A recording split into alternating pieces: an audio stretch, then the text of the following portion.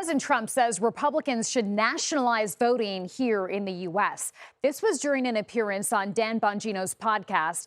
He is the president's former deputy FBI director. Now, for years, Trump has claimed without evidence that the 2020 election was, quote, rigged and that there was widespread voter fraud. For more, let's bring in CBS News White House reporter Olivia Rinaldi. Olivia, what did the president say exactly, and is this even constitutional?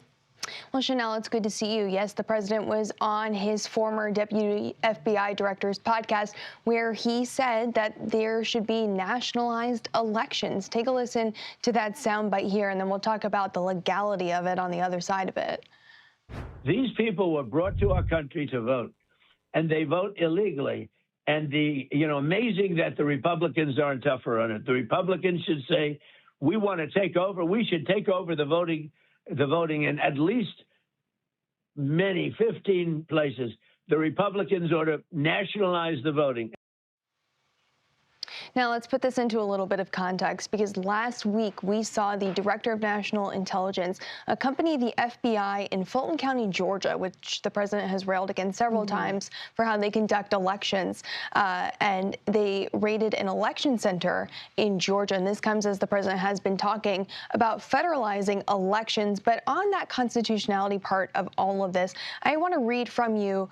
From the Constitution. This is in Article 1 of the Constitution, and it says, the times, places, and manner of holding elections for senators and representatives shall be prescribed by each state by the legislator, but Congress may make any time by law alter such regulations. So they mention the state legislature, they mention the state making the races and setting the time and place, Congress setting some rules, no mention of the executive branch or the president in there in making any changes to federal elections. So important to note that even though the president is saying this, elections are set by the states.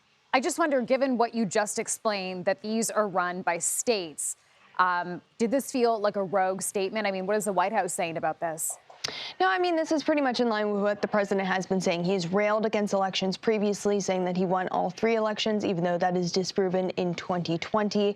But the White House did give us a statement on some of these items. They said that the president wants all states to take the security and integrity of elections seriously. In their on-the-record statement, they said that President Trump cares deeply about the safety and security of our elections. That's why he urged Congress to pass the SAVE Act and other legislative proposals that would establish a uniform standard of photo ID voting, prohibit no excuse mail-in voting, and end the practice of ballot harvesting. That's the statement that the White House gave to CBS News. Chanel, I also want to note that even though they say they are supporting the SAVE Act, there was an effort in Congress over the last 24 hours to attach that SAVE Act to the congressional funding bills that must get passed, and there was some pressure to drop that from this round of funding bills and just get those passed separately. So no word yet on when that SAVE Act is going to be taken up.